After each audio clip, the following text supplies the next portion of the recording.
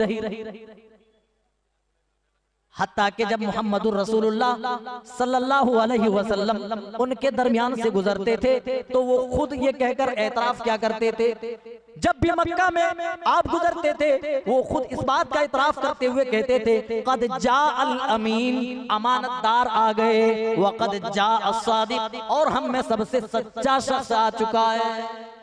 वो आपको इतना अमानतदार समझते थे, मक्का के काफिर और मुशरिकीन आपके पास अपनी अमानतें रखवाते थे।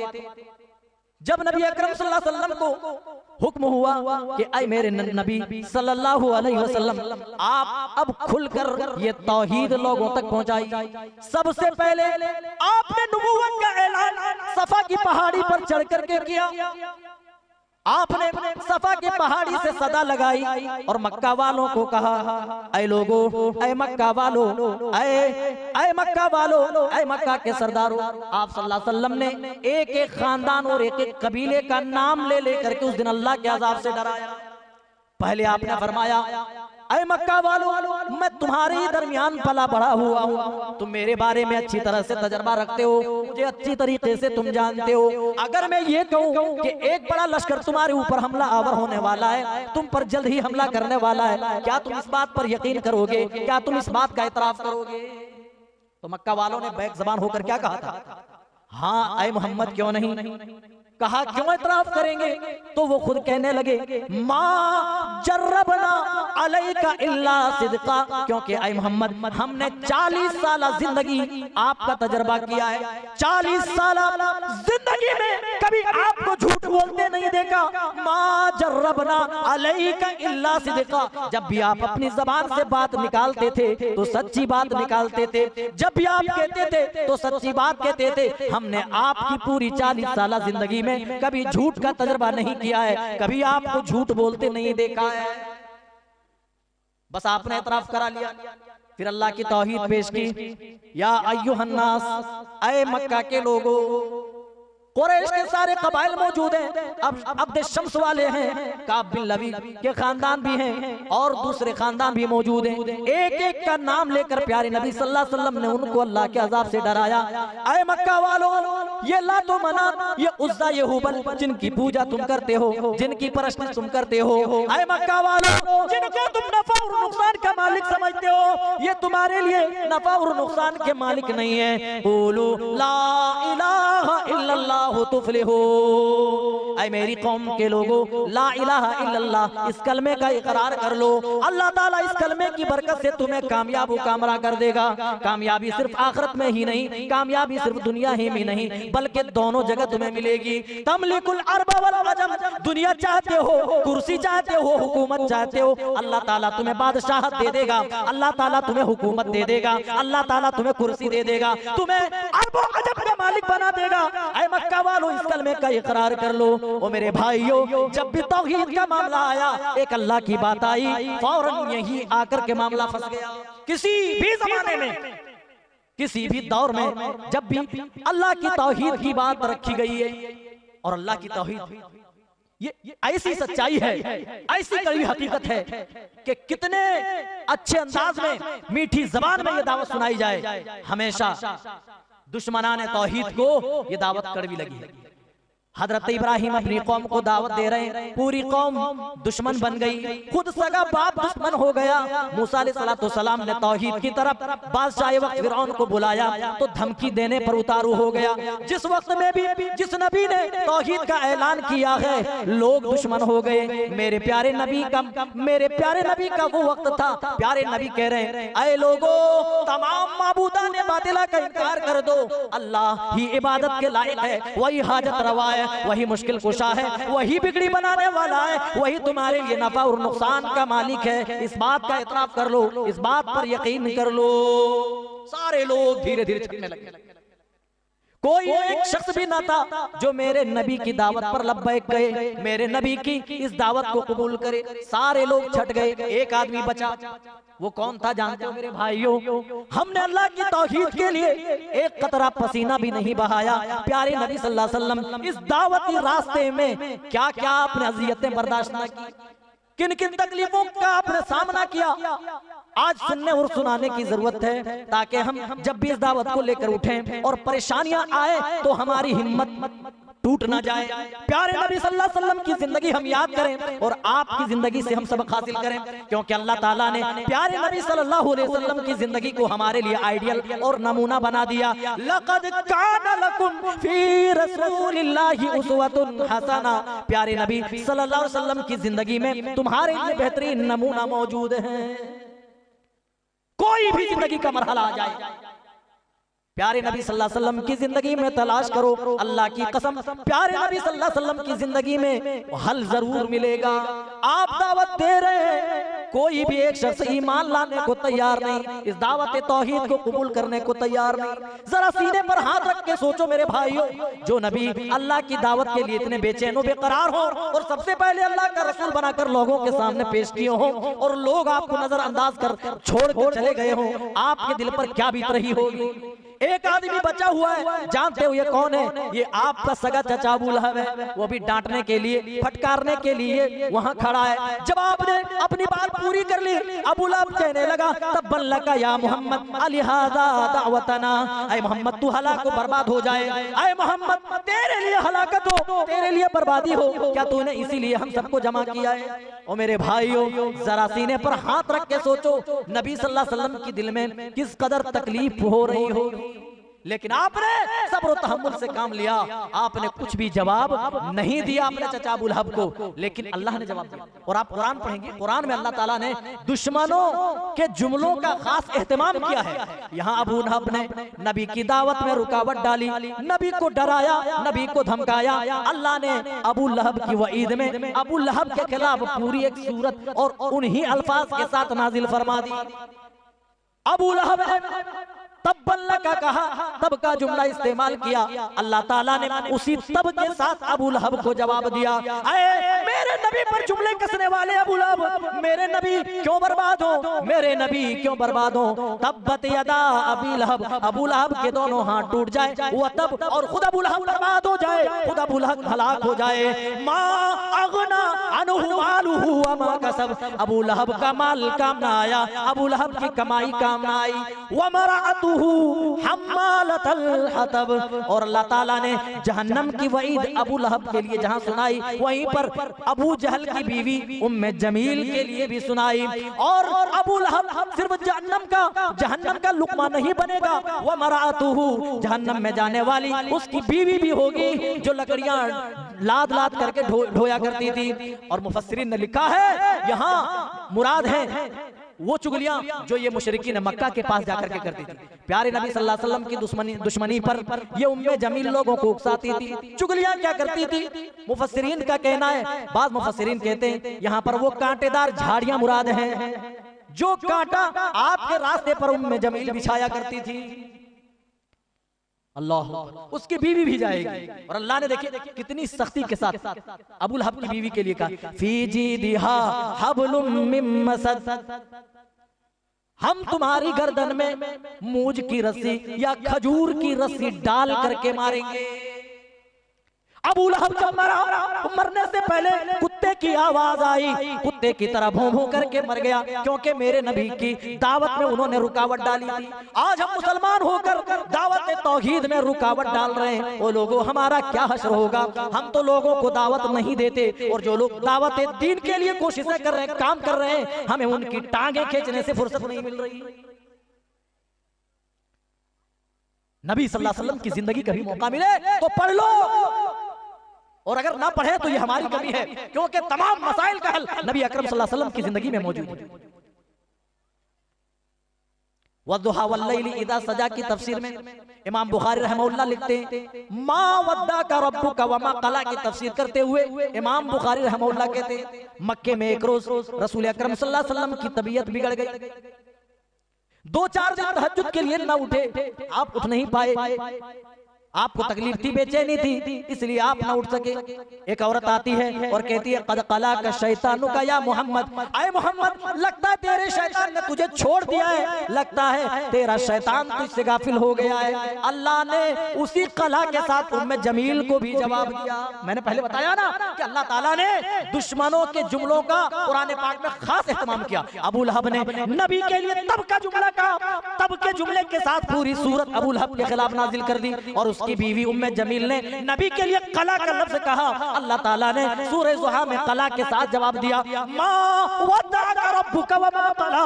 ऐ मेरे नबी, आपको आपके रब ने छोड़ा नहीं है, आपका रब आपसे बेजार नहीं हुआ। आपका रब आपको कैसे छोड़ सकता है, आपका रब आपसे कैसे बेजार हो सकता है। मा वद्दाका रब्बुका वमा कला, आपको आपके रब ने नहीं छोड़ा है। यही वो औरत थी, नबी की दुश्मनी में इस कदर पागल थी, नबी की दावत में इस तरह रुकावटें डाला करती थी।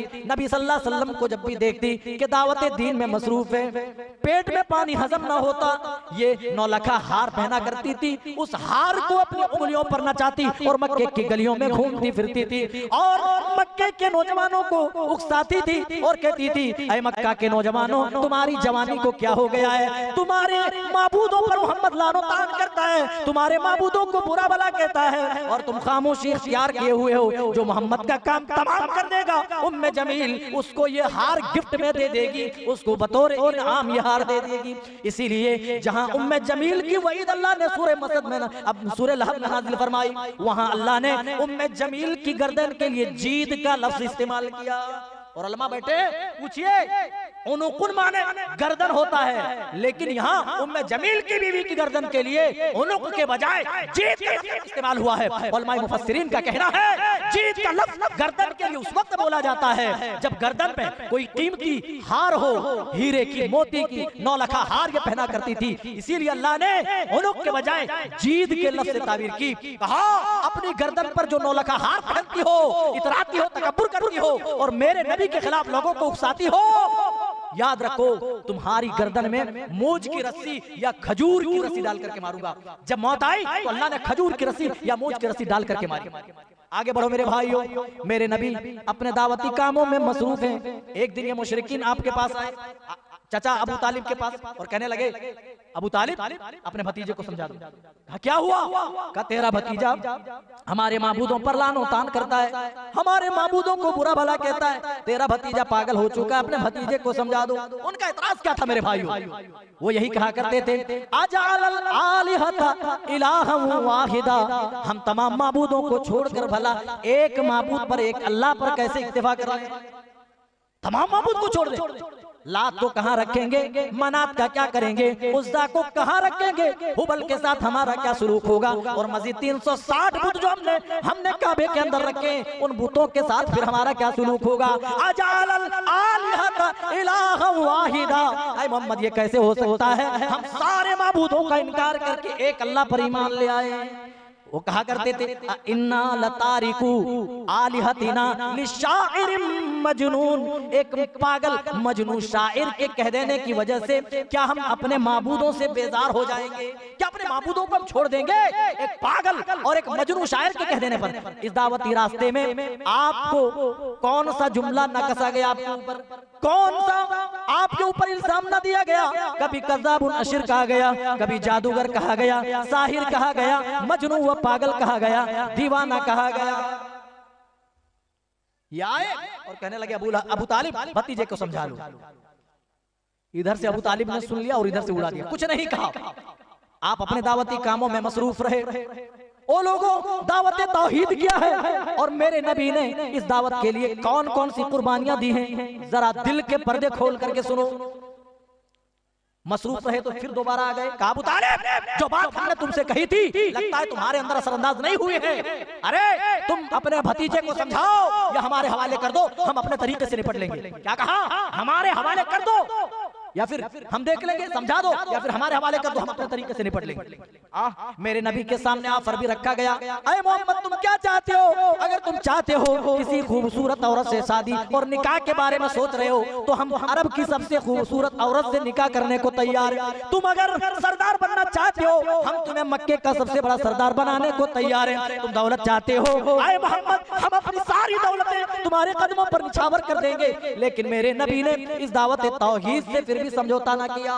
अबू तालिब आए और देखा कि पूरा मक्का दुश्मन हो चुका है, मजबूरन आए और भतीजे से कहने लगे, भतीजा तू भी देख रहा है कि पूरा मक्का आज तेरा दुश्मन हो गया है, आज पूरा मक्का तुम्हारे खिलाफ है। मेरे बेटे मैं खुद पर भी रहम करो और मुझ बूढ़े पर भी रहम करो, मेरे ऊपर इतनी बोझ ना डालो कि मैं उठा ना सकूं। मैं बूढ़ा हो गया हूँ भतीजे, मैं कमजोर हो गया हूँ, उतनी बोझ नहीं उठा सकता जितनी बोझ तुम मेरे ऊपर डाल रहे हो। प्यारे नबी समझ गए कि मेरे चचा ये समझते हैं कि मैं चचा की ताकत पर, चचा के बलबूते पर अल्लाह की तौहीद लोगों को सुनाता हूँ, अल्लाह का दीन लोगों तक पहुँचाता हूँ। आपने जबरदस्त ऐलान किया और कहा, आए मेरे चचा आप अल्लाह के दीन की तबलीग से क्या रुकने की बात करते हैं? लौ वदउ शम्स फी यमीनी वल कमर फी यसारी, अगर ये सनादीद कुरैश, ये मक्का वाले, ये मुशरिकीन मक्का मेरे दाहिने हाथ में सूरज भी रख दे और बाएं हाथ में चांद भी रख दे और मुझसे कहें कि अल्लाह के दीन की तबलीग से बाज आ जाओ, आए मेरे चचा तब भी मैं रुकने वाला नहीं।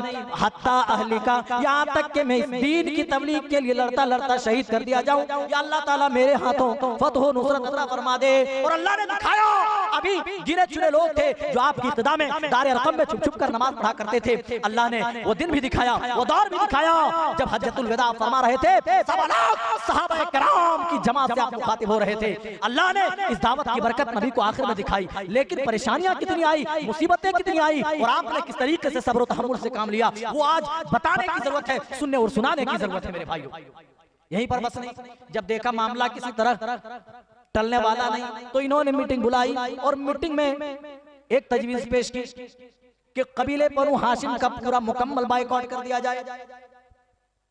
पूरे बनु हाशिम का बाइकआउट कर दिया गया, कानून लिखकर काबे की दीवार पे चस्पा कर दिया गया, चिपका दिया गया, लटका दिया गया कि कोई मोहम्मद के घराने से, कोई बनु हाशिम से खरीदारी नहीं करेगा। दूसरे ममालिक से खाने पीने की अशिया आती है, चीजें आती हैं, लोग खरीदते हैं, खा रहे हैं, लेकिन मोहम्मद रसूलुल्लाह के घराने को, आपके खानदान वालों को और आपके मानने वालों को इजाजत नहीं है कि वो खरीद सकें और खा सकें। मजबूरन नबी और नबी के सहाबा और नबी के घर वाले, नबी के खानदान वाले मुशेब अबी तालिब में जाकर पनाह लेते। एक घाटी थी, उस घाटी में जाकर के पनाह लेते। ओ मेरे भाइयों, लॉकडाउन का वो मामला याद करो जब हम अपने घरों में महसूर हो गए थे, अपने घरों में कैद हो गए थे, खाने पीने की चीजें तो आ रही थी, सब्जी और फल तो मिल रहे थे, चावल भी आ रहा था, आटा भी आ रहा था, पानी भी पीने को मिल रहा था, फिर भी लग रहा था कि अब इस जेल से हम कभी छुटकारा पाने वाले नहीं। याद करो नबी और नबी के सहाबा, नबी के खानदान वाले, नबी के घर वाले किस तरीके से अजियत उन्होंने उस दौरान बर्दाश्त की। 3 सालों तक काफिरों का ये मामला चलता रहा, ये बाइकआउट चलता रहा 3 सालों तक। जानते हो नबी और नबी के सहाबा ने, आपके घर वालों ने किस तरीके से 3 साल जिंदगी गुजारी। वो लोगों, हम दीन के लिए आज छोटी मोटी कुर्बानी देने को भी तैयार नहीं। 100-200 की बात आती है तब भी हम कंजूसी से काम लेते हैं। नबी और नबी के सहाबा ने 3 साल जिंदगी दरख्त की सूखी सूखी पत्तियां चबा चबा करके गुजारी हैं। जिन चमड़ों का आज हम जूता और बैट और बैग इस्तेमाल करते हैं, वही सूखे चमड़े वो रात को पानी में डाल देते थे, सुबह होती थी चमड़ा नरम हो जाता था, उसी चमड़े को चूस चूस कर उन्होंने 3 साल जिंदगी गुजारी। मेरे भाइयों, ला इलाहा इल्लल्लाह बड़ा आसान है कह देना, बड़ा आसान है कि आदमी ला इलाहा इल्लल्लाह कह दे, लेकिन अगर ला इलाहा इल्लल्लाह के तकाज़ों से बेखबर हो, ला इलाहा इल्लल्लाह का माने और मतालिब से आदमी बेखबर हो, तो फिर उसकी तौहीद का कोई माना नहीं है। बाइकआउट कर दिया गया। बच्चों के रोने की आवाजें आती थी, लेकिन फिर भी उनके कलीजे नहीं पसीजते थे। औरतों की सिसकने की आवाजें आती थी, फिर भी उनके दिल में रहम का कोई मादा पैदा नहीं होता था। ये सारे लर्ज़ाखेज़ मज़ालिम सहते रहे, लेकिन फिर भी दावत तौहीद में आपको डटे रहे। फिर भी अपने मिशन पर आप कायम रहे। मेरे भाइयों, कुछ दिनों के बाद को तरस आया और अल्लाह ताला ने इनके कानून की पट्टी को दीमक के जरिए से खत्म कर दिया। दीमक के जरिए से वो दस्तावेज, वो कानून जो इन्होंने नबी के खिलाफ इन्होंने लटकाई थी, वो पूरा दस्तावेज दीमक चाट गई थी, खत्म कर दी। जब देखा कि अबू तालिब के होते हुए हम डायरेक्टली तौर पर मोहम्मद को नुकसान नहीं पहुंचा सकते, तो इन्होंने एक तरकीब निकाली, एक चाल चली। अब धीरे धीरे ये जुल्म सितम का मामला नबी पर ईमान लाने वाले कमजोर सहाबा जो जो जो गुलाम तबके से थे, जो गरीब घराने से थे, उन पर इन्होंने अपनी हुकूमत चलानी शुरू कर दी, अपना जबर तसल्लुत उनके ऊपर निकालना शुरू कर दिया। कभी हजरत बिलाल को मारा जाता, कभी अम्मार को मारा जाता इसी तौहीद के लिए, कभी यासिर को मारा जाता, कभी हजरत सुमैया रज़ियल्लाहु ताला अन्हा को तकलीफ दी जाती। ओ लोगों, तकलीफें इतनी थी कि हम उन तकलीफों के बारे में सोच ले सही मानों में तो हमारे अंदर बुखार आ जाए। हजरत बिलाल रज़ियल्लाहु ताला अन्हु से पूछो वो धूप की क्या शिद्दत थी, और ऊपर से जो चट्टान रख दी गई थी उसकी किस कदर बोझ थी जो तुमने उस दिन महसूस की थी। हम क्या जाने तौहीद क्या है और इसका टेस्ट क्या है, इसका मजा क्या है, इसका जायका क्या है। हजरत बिलाल से पूछो, अरब की तपती सहरा में लेटकर अपनी चर्बी पिघला कर हजरत बिलाल ने तौहीद को साबित किया है। और मेरे भाइयों, सिर्फ बिलाल तक के मामला नहीं, नबी अकरम सल्लल्लाहु अलैहि वसल्लम एक दिन काबे की दीवार से लगकर अपनी चादर का तकिया बनाकर आप इस्तिराहत फरमा रहे थे, आराम कर रहे थे। हजरत खब्बाब इब्न अरत रज़ियल्लाहु ताला अन्हु आते हैं और कहते हैं, या रसूल अल्लाह, अला तस्तनसिरु लना, अला तदऊ लना। आए मेरे नबी मोहतरम, चलो चलकर बिलाल की हालत देख लीजिए, आप अम्मार की हालत देख लीजिए, यासिर की हालत देख लीजिए, हजरत सुमैया की हालत देख लीजिए। मुशरिकीन मक्का जुल्म सितम की इंतहा कर रहे हैं। अला तदऊ लना, आप दुआएं क्यों नहीं करते? अला तस्तनसिरु लना, आप हमारे लिए मदद की गुहार अल्लाह से क्यों नहीं लगाते? आपने सब्र इस्तिकामत का दर्स दिया और कहा, ऐ खब्बाब, जानते हो ये दीन का रास्ता, ये ईमान का रास्ता, ये तौहीद का रास्ता कितना पुरखतर है। तुमसे पहले जो लोग इस दुनिया में आए, इस ईमान के बदौलत उन्हें मारा जाता था, पीटा जाता था, उन्हें अजियतें दी जाती थी, और यहीं पर बस नहीं, जमीन के ऊपर गड्ढे खोदे जाते थे, ईमान वाले को उस गड्ढे के अंदर डाला जाता था, और फयूज़अ बिल मिनशारी, सरों के बीचों बीच आरियां चला दी जाती थी, और आरियां चलाकर जिस्म को दो टुकड़ों में बांट दिया करते थे, दो टुकड़ों में मुंतकिल कर दिया करते थे, और लोहे की कंघियों से उनके गोश्त नोच लिए जाते थे। मा यसुद्दुहु ज़ालिका अन दीनिही। ऐ खब्बाब, फिर भी ये सारे लर्ज़ाखेज़ मज़ालिम सहने के बाद भी कोई ऐसी ताकत ना थी जो उन्हें दावत तौहीद से फेर सकती थी। वो तमाम तकालीफों पर वो साबित कदम रहे, कोई ऐसी तकलीफ ना थी जिस पर वो दावत तौहीद से फिर जाते। उन्होंने तकलीफें तो बर्दाश्त की, मुसीबतें तो बर्दाश्त की, लेकिन ईमान से समझौता नहीं किया, बल्कि हजरत खब्बाब को कहा, ऐ खब्बाब, सब्र करो, सब्र करो, अल्लाह की कसम वो दौर जरूर आएगा। युरीदुल्लाह बिअफ़वाहिहिम वल्लाहु मुतिम्मु नूरिही वलौ करिहल काफिरून। काफिर ये चाहते हैं, अल्लाह के दुश्मन ये चाहते हैं, अल्लाह के बागी और तागी ये चाहते हैं, अल्लाह के इस नूर को, ईमान वाली दावत को, तौहीद की दावत को अपनी फूंकों से बुझा दें। वल्लाहु मुतिम्मु नूरिही वलौ करिहल काफिरून। हालांकि अल्लाह ताला इस दीन को मुकम्मल करके रहेगा, इस दीन की तकमील करके रहेगा। ऐ खब्बाब, सब्र करो। एक दौर ऐसा आएगा कि एक सवारी जब सवारी पर बैठेगा एक सवार, वो हत्ता यसीर राकिब, सवारी पर बैठेगा और वो हज़रमौत से सना तक सफर करेगा, लेकिन ला यखाफु इल्लल्लाह, उसके दिल में अल्लाह के सिवा किसी और का डर नहीं होगा, किसी और का डर नहीं होगा। जरा अंदाजा लगाएं। सिर्फ यहीं तक मामला बस नहीं हुआ मेरे भाइयों, मुख्तलिफ तरीके से उन्हें अजियतें दी गई, तकलीफें दी गई, कोई कसूर नहीं, ना किसी की जमीन हड़पी, ना किसी का माल ना जायज तरीके से लिया, बस कसूर ये था कि वो एक अल्लाह को मानने वाला है, वो एक अल्लाह की गवाही देता है, एक अल्लाह के सामने झुकने वाला है। बस इसी वजह से उन्हें अजियतें दी जाती थी, उन्हें तकलीफें दी जाती थी, उन्हें मारा जाता था, उन्हें पीटा जाता था। आग के अंगारों पर बास सहाबा को लिटाया गया, बास को लिटाकर ऊपर चट्टान रख दी गई, बास सहाबा को मक्के की गलियों में घसीटा गया, बास को कोड़ों से मारा गया, बांस को मार मार कर हड्डियां बांस की तोड़ दी गई। मेरे भाइयों, उन्होंने ये सारे मजालिम इसीलिए सहे ताकि अल्लाह का दीन हम तक पहुंच जाए। जब देखा कि मुशरिकीन किसी भी तरह इस दावत को अपनाने के लिए तैयार नहीं, और मुशरिकीन की हद तो तब हो गई, मक्का वाले तो मानने को तैयार ही नहीं थे। मक्के के अंदर जो बाहर से आते थे ना हज उम्रा के लिए, उनके भी कान ये भर दिया करते थे। एक मर्तबा तुफैल दौसी, ये कबीला दौस का सरदार था, ये हज की नियत से आया मक्के के अंदर। मुशरिकीन मक्का ने रसूल अकरम सल्लल्लाहु अलैहि वसल्लम के खिलाफ तुफैल दौसी के कान भर दिए। तुफैल दौसी के खिलाफ तरह तरह की बातें उन्होंने सुनाई। वो कह रहे थे, ऐ तुफैल, तुम आए हो लेकिन तुम ठीक से रहना, कहीं मोहम्मद का गुजर तुम्हारे सामने से हो तो तुम उनसे बात ना करना। मोहम्मद हमारे ही खानदान से है, लेकिन दिमागी तवाज़ुन उनका बिगड़ चुका है, वो होश में नहीं है, वो पागल है, वो दीवाना है, वो मजनू है, उसकी बात ना मानना, वो कुछ कहे तो तुम सुनने को तैयार ना होना। ये तुफैल दौसी इतना डर गया, इतना डरा, डर के मारे इन्होंने अपने कानों में रुइयां ठूस ली। क्या कर ली? रुइयां ठूस ली, कहीं मोहम्मद की बात मेरे कानों में ना चली जाए और मैं मोहम्मद का गर्विदा न बन जाऊं। कहा कि चलो, कुरैश ने जो कुछ कहा है उस बात में कितनी सच्चाई है, चलो हरम के अंदर चल करके देखते।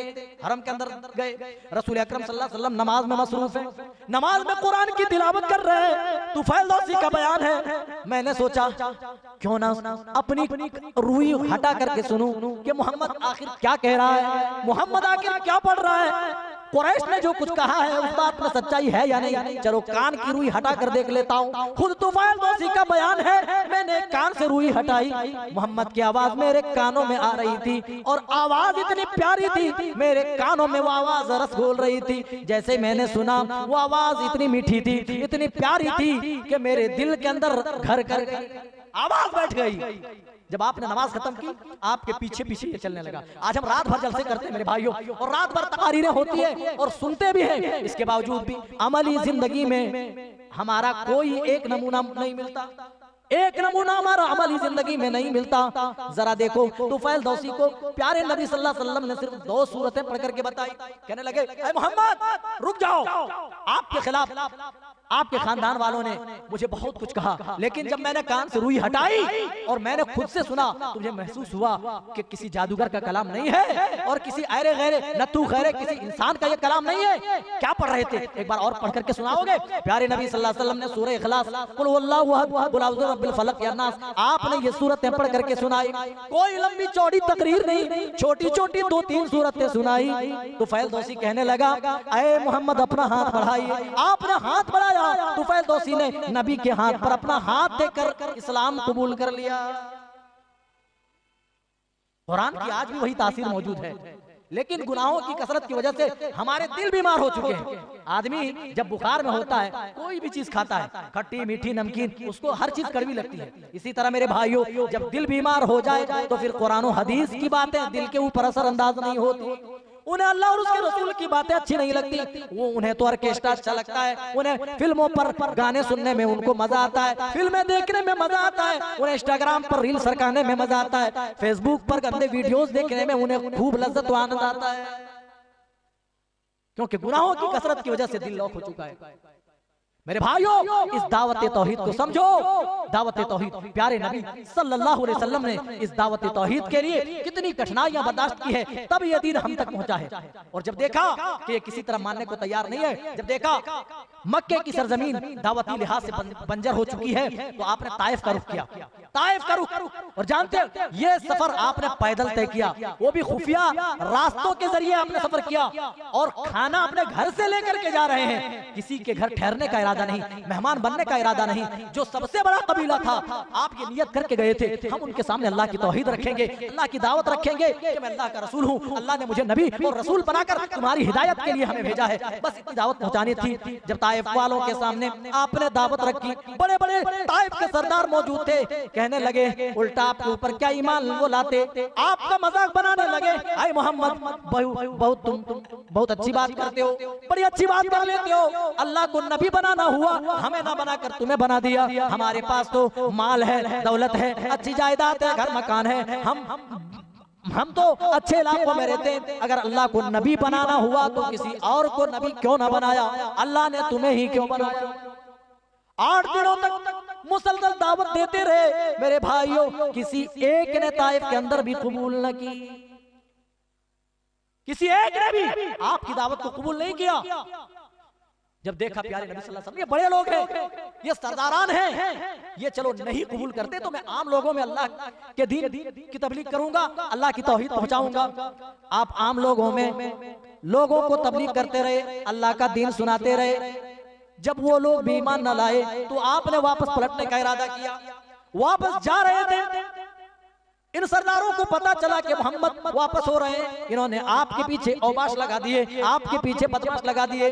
कहा कि हम तुम्हें पैसे देंगे, हम तुम्हें माल देंगे, तुम मोहम्मद पर पत्थर बरसाओ। उस दिन मेरे नबी पर इतने पत्थर बरसाए गए, इतने पत्थर बरसाए गए कि आप जख्मी हो गए, आपके जिस्मों से खून रिस रिस कर जूते मुबारक मैजा करके जमने लगा, आप बेहोश होकर गिर पड़े।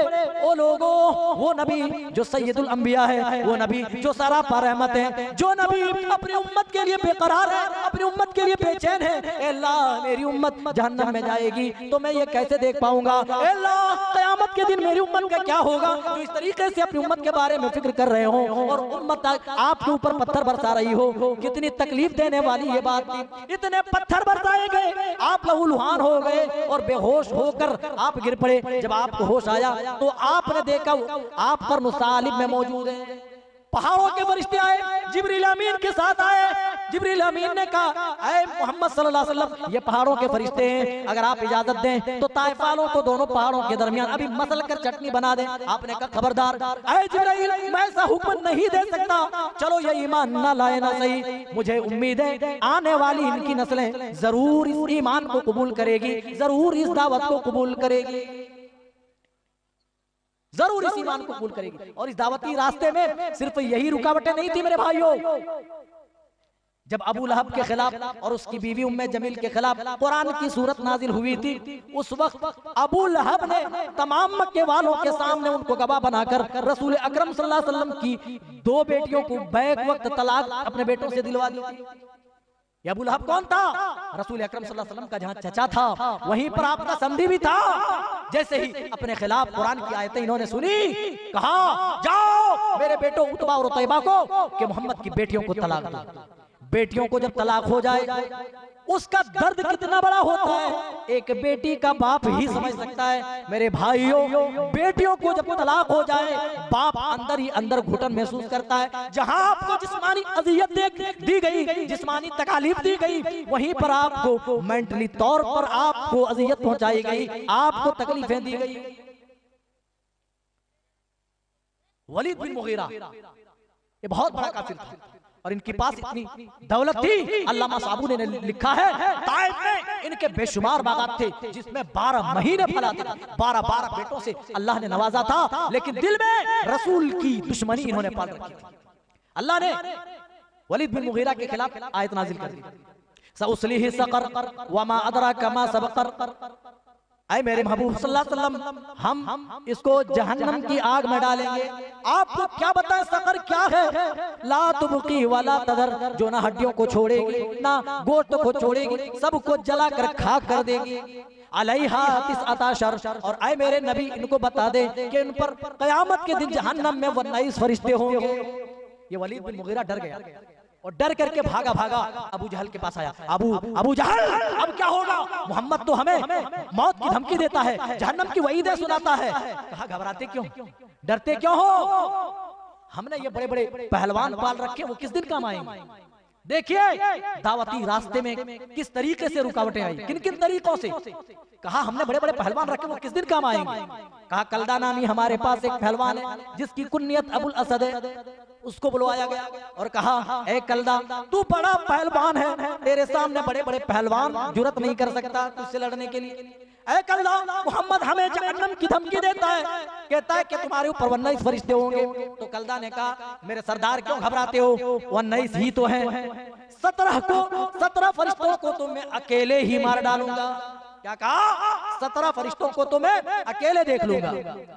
बचे 3 फरिश्ते, मक्के से 5-5 नौजवानों को उठा लो, ये 10 हो जाएंगे, ये 10 मिलकर 3 को मार लेंगे। कुछ दिन ही गुजरे थे कि ये कलदा पहलवान मुशरिकीन के पास आए। अबू जहल और वलीद बिन मुगीरा के पास ये आया और कहने लगा, मेरे मालिक कब तक आप इस तरह सुनते रहेंगे और मोहम्मद की बातों को नजरअंदाज करते रहेंगे? क्यों ना इस चराग को गुल कर दें। एक काम कराओ, मोहम्मद के साथ मेरी कुश्ती करा दो। जब मैं मोहम्मद को पटक के मार लूंगा तो मोहम्मद की जबान नहीं खुलेगी, वो दावत भूल जाएगा, अल्लाह की तौहीद भूल जाएगा। कहा, बात तो तुमने बड़ी अच्छी कही यार, इस बात पर अमल होना चाहिए। अखाड़े की तैयारी शुरू कर दी। कहा, ठीक है, मोहम्मद से तुम्हें लड़ाएंगे। मोहम्मद को तुम जब पटक दोगे तो मोहम्मद हमारे सामने फिर जबान नहीं खोलेगा। अल्लाह अकबर। किन किन तरीकों से आजमाया, किन किन तरीकों से आजमाइशें हुई, जरा गौर करें। रसूल अकरम सल्लल्लाहु अलैहि वसल्लम तक खबर जाती है कि मुशरिकीन ने कलदा नामी पहलवान को तैयार किया। और कलदा के बारे में आता है, ये इतना मोटा मुसंडा था और इतना देव हैकल की तरह, एकदम ऐसे खा पी करके तवाना जिस्म का मालिक था। ये चमड़े पर खड़ा होता था, 10 लोग खींचते थे तब भी वो चमड़ा खींच नहीं सकते थे, इतना ताकतवर पहलवान।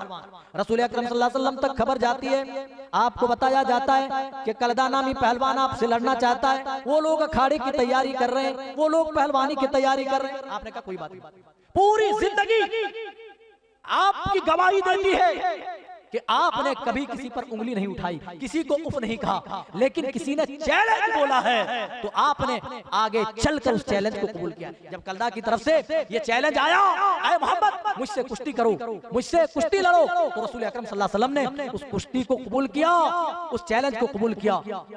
जिस दिन ये कुश्ती होनी थी, अबू जहल ने अपने दोस्तों को बुला लिया और जो बड़े बड़े मुशरिकीन थे इन्होंने भी अपने साहिबों को बुला लिया। सारे के सारे लोग मुंतजिर हैं पहलवानी देखने के लिए। और ये कलदा पहलवान अखाड़े में आकर इधर कूदा, इधर कूदा, इधर भी दक रहा, इधर भी दक रहा है और कह रहा है, मोहम्मद क्यों नहीं आता अखाड़े में? मोहम्मद की जुर्रत है तो वो अखाड़े में आकर के कलदा से पहलवानी करे।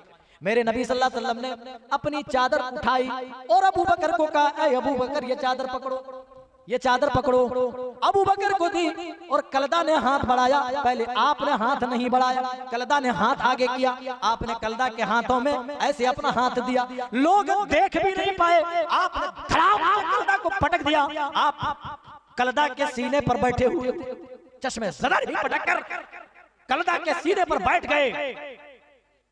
फिर आप तरस खा कर उठ गए, कहा फिर लड़ूंगा।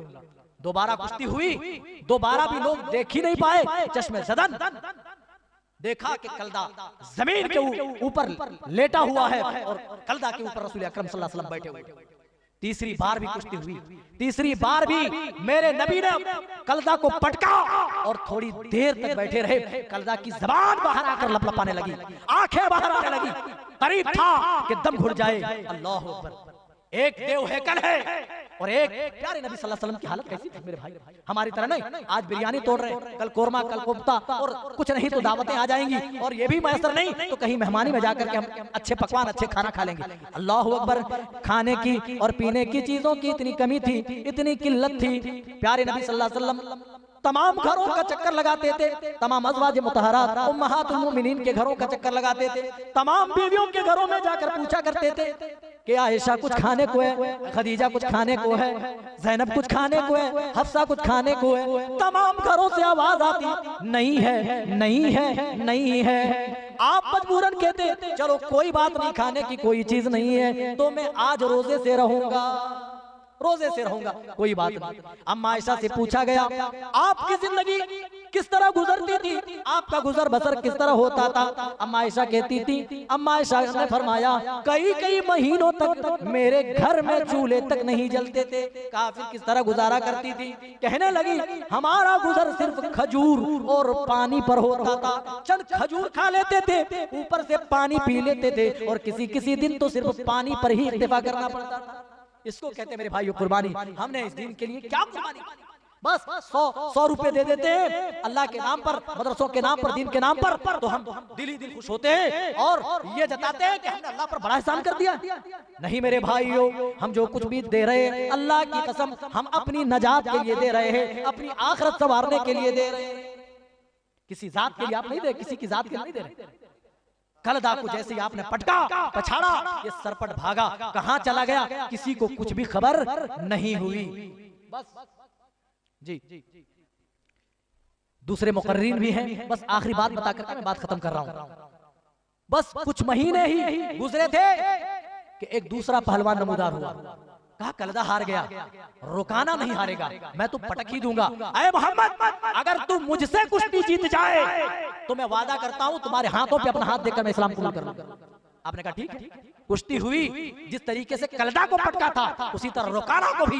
ये वो पहलवान थे मेरे भाइयों जिनका चर्चा सिर्फ मक्का ही नहीं बल्कि मज़ाफ़ात मक्का और उससे भी दूर दूर इलाकों में इनका चर्चा था। कोई पहलवान इनसे कुश्ती करने को तैयार न होते थे। ऐसे मोटे मुसंडे पहलवान थे कि कोई लड़ने की जुर्रत भी नहीं करता था। लेकिन प्यारे नबी सल्लल्लाहु अलैहि वसल्लम ने जिस तरीके से कलदा को पटकनी मारी उसी तरीके से रुकाना को भी पटक दिया। 3 बार रुकाना को भी पटका, लेकिन रुकाना मैदान छोड़कर भागा नहीं। लोगों से मुखातिब होकर कहने लगा, ऐ लोगों, ये जो मुझसे लड़ा है ये मोहम्मद नहीं है। लोग चौंक गए, ये मोहम्मद नहीं तो कौन है? कहा ये मोहम्मदुर रसूलुल्लाह है। और वही लोगों के सामने कलमा पढ़ा, कलमा पढ़कर उन्होंने इस्लाम कबूल कर लिया। मेरे भाइयों, सीरत रसूल के इस गोशे से हमें यह मालूम हुआ कि इस दावत तौहीद के लिए नबी और नबी के मानने वालों ने बेशुमार कुर्बानियां दी हैं। अगर हम उन कुर्बानियों के मुकाबिल थोड़ी भी कुर्बानी दे दें और अल्लाह ताला उन कुर्बानियों को शर्फ कबूलियत से नवाज दे तो अल्लाह की कसम हमारी दुनिया भी संवर जाए और हम आखिरत में भी कामयाब हो जाएं। आइए रब्बे जुल जलाल से दुआ करें कि बार इलाह हमें सही समझता फरमाए, हमें सच्चे मानों में मुसलमान बनने की तौफीक इनायत फरमाए। अल्लाह हमें जब तक जिंदा रखे, तौहीद पर रखे, खातिमा भी हो इस हाल में कि हम मोमिन हो, मुवहिद हो, मुसलमान हो। आमीन तक़ब्बल या रब्बल आलमीन। अस्सलामु अलैकुम व रहमतुल्लाहि व बरकातुहू।